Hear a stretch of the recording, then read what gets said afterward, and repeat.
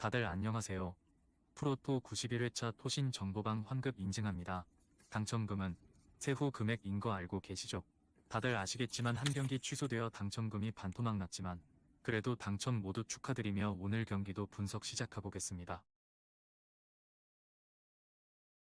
금일 첫 번째 경기 랑스 대 세비야 분석 시작해보겠습니다. 랑스는 호벤의 상대 전적에서 뒤졌기에 이번 경기 이후 같은 승점이 돼도 2위로 올라갈 수 없다 때문에 챔스 16강 진출에 실패한 상황이다. 그래도 이 경기에서 패하지만 않으면 3위를 확정하며 유로파 플레이오프로 갈 수 있다. 직전 아스날 원정에서 완패하긴 했지만 그 경기를 제외하면 수비는 안정적이었는데 메디나와 단소가 수비 라인을 지키며 경기에 임할 것이다. 세비야는 이 경기에서 승리하면 랑스와 순위를 바꾸며 유로파 플레이오프로 갈 수 있다. 비록 챔스 16강 진출에는 실패했지만 몇 시즌 내내 강했던 유로파로 갈 수 있기에 전력을 다할 것이다. 그러나 상황이 좋지 않다. 엔네시리의 최전방 공격 파트너인 오캄포스가 징계로 빠지는 데다 중앙에서 공수의 연결고리 역할을 하는 페르난도도 뿌진다. 주알로와 토레스 등이 공백을 메워야 한다. 접전을 본다. 랑스는 소토카와 와이 등이 역습에 나서 골을 노리겠지만 수비적인 운영 속에 쉽게 기회를 만들어내기 어려울 것이다. 그러나 세비야 역시 상황은 비슷할 것이다.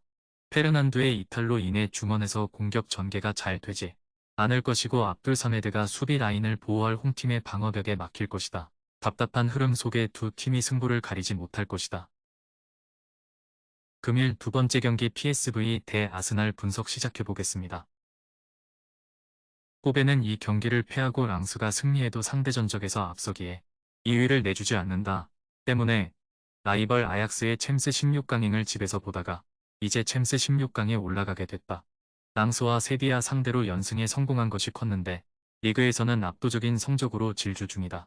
주말에 알크마르 원정이 있긴 하지만 조 1위 팀 상대로 록 데용고 바카요코 등이 정상적으로 나설 것이다.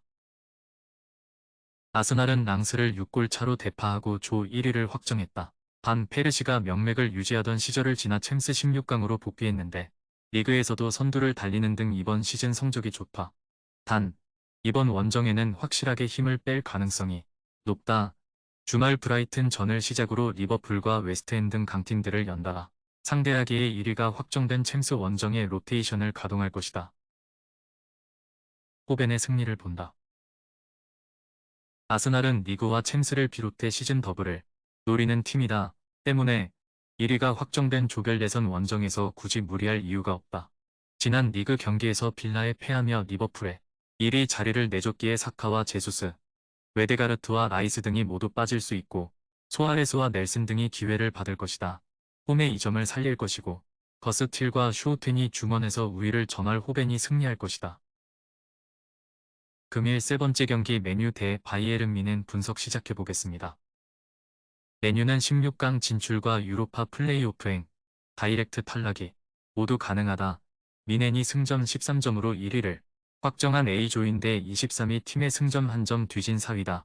그래도 마지막 경기를 홈에서 그것도 순위가 확정된 팀과 만나기에 기회는 남아있다. 뮌헨이 로테이션을 돌릴 가능성도 충분하다.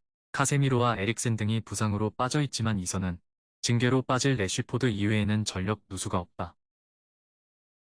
뮌헨은 이미 조 1위로 16강 진출에 성공하며 대진표에서도 1포트로 들어갈 것이기에 굳이 원정에서 무리할 이유가 없다. 대 리우트가 돌아오긴 했지만 김민재와 우파메카노 등이 엄청난 스케줄을 소화하며 체력적으로 지친 상태기에 굳이 풀핏으로 나서지 않을 것이다. 이 다음 일정이 우승 경쟁 중인 슈투트와의 리그 경기라는 점도 감안해야 한다. 메뉴의 승리를 본다.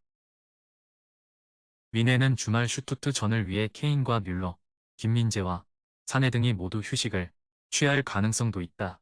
울라이히와 파블로비치, 크라치크 등 로테이션 자원들이 나설 텐데 홈의 이 점을 누릴 수 있고 가르나초와 안토니, 페르난데스가 공격을 주도할 메뉴 상대로 고전이 예상된다. 금일 네 번째 경기 코펜하겐 대 갈라타사라이 분석 시작해보겠습니다. 코펜하겐은 이 경기를 승리하면 메뉴와 뮌헨전 결과를 확인하지 않아도 16강으로 갈 수 있다. 이미 미넨이 오전 전승으로 1위를 확정한 상태기에 챔스 16강에 갈 좋은 기회를 잡았다. 그러나 최근 흐름이 좋지 않다. 덴마크 리그에서는 연패를 당하며 3위로 추락했고 11월 A매치 브레이크 이후 3경기에서 승리가 없다. 클라의 손이 최전방에서 힘을 내긴 하지만 중원 지원이 좋을 때의 모습이 아니다. 갈라타사라이는 지난 주말 튀르키예 리그 경기에서 난적 아다나를 만나 승리하며 1위의 골득실에서 뒤진 2위를 유지했다. 윙백 VA의 선제골을 시작으로 아르쿠르 튀클로와 이카르디 등이 연속골을 터뜨렸다. 전성기가 다소 지난 선수들이 합류하기도 했지만 이카르디와 지에흐, 자아와 올리베이라 등 전성기를 보내는 선수들도 즐비하다. 갈라타사라이의 승리를 본다. 코펜하겐이 홈에 2점을 누릴 수 있지만 최근 흐름이 좋지 않을 뿐 아니라 측면 수비를 책임지는 엘러르트의 징계 결장도 있다. 윌프레드 자하를 중심으로 메르텐스와 마르틴스가 이선에 나서 상대 측면 수비를 공략할 것이고 이카르디가 기회를 놓치지 않을 갈라타사라이가 승리할 것이다. 금일 5번째 경기 나폴리 대 브라가 분석 시작해보겠습니다. 나폴리는 이 경기에서 무승부만 기록해도 2위를 확정하고 16강으로 갈 수 있다. 때문에 굳이 무리해서 경기를 운영할 필요가 없다. 단, 최근 리그 연패를 비롯해 공식 경기에서 3연패 중이기에 분위기 전환을 위한 승리가 필요하다. 오시멘과 크바라츠헬리아 등 지난 시즌 세리에 우승을 이끈 공격진을 비롯해 지엘린스키가 중원에 라인을 올려 경기에 임할 것이다. 브라가는 이번 원정에서 2골차 이상으로 승리하면 2위를 차지하며 챔스 16강으로 갈 수 있다. 같은 승점이 되지만 상대 전적에서 앞서며 2위가 될 수 있다. 때문에 원정이지만 경기 내내 공격적인 경기 운영으로 나서야 한다. 포르타와 카르발료, 페르난데스 등 공격 자원들이 대거 나설 것이고 무티뉴가 중원에서 라인을 확실하게 올릴 것이다. 나폴리의 승리를 본다. 브라가는 우니온 원정을 승리하긴 했지만 강팀 상대 원정 경기력이 좋은 팀은 아니다. 게다가 이 경기에는 팀 수비진을 이끄는 핵심 센터백 리아카테가 빠지는 악재도 있다. 로보트카와 지엘린스키의 중원 장악 속에 크바라츠헬리아와 엘마스가 측면을 공략할 나폴리가 승리하고 16강으로 갈 것이다. 금일 6번째 경기 유니온 베를린 대 레알 마드리드 분석 시작해보겠습니다. 우니온은 이 경기를 승리하고 나폴리가 브라가를 잡아주면 유로파 플레이오프로 갈 수 있다. 때문에 최강 레알 상대로 나서는 홈경기지만 동기부여를 갖고 임할 수 있다.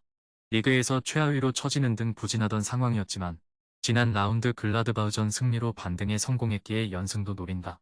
베네딕트 흘러바흐가 새로운 팀의 희망으로 떠올랐는데 폴란트와 에런슨 등이 공격을 주도할 것이다. 레알은 이미 조 1위를 확정하고 16강행을 결정했다. 2위와 순위가 바뀔 일도 없기에 대진표에서도 1포트에 위치할 수 있다. 때문에 큰 의미 없는 이번 일정에 어느 정도 로테이션을 가동할 수 있다. 지난 주말 리그 경기에서 베티스와 비겼기에 리그도 신경 써야 하는 상황이다. 호드리구와 벨링엄, 발베르데 등이 벤치에 머물고 파스와 곤잘레스, 곤살로 가르시아 등이 이번 원정에 먼저 출전할 수 있다. 접전을 본다. 레알이 로테이션을 가동할 수도 있지만 나초 페르난데스와 위디거가 나서는 수비 라인은 건재하다. 또 세바요스와 토니 크로스 등이 중원을 지켜낼 것이기에 우니온의 공세를 막아낼 것이다. 홈팀이 공격을 주도할 수 있겠지만 레알이 탄탄한 수비로 승점 1점을 챙길 것이다. 토신 최종 조합은 영상 아래 고정 댓글로 말 걸어주시면 토신정보방에서 무료로 공유해드립니다. 제발 손해보면서 토토하지 말고 다같이 웃으면서 즐겁게 베팅합시다. 함께 하실 분들은 부담 갖지 마시고 편하게 말 걸어주세요.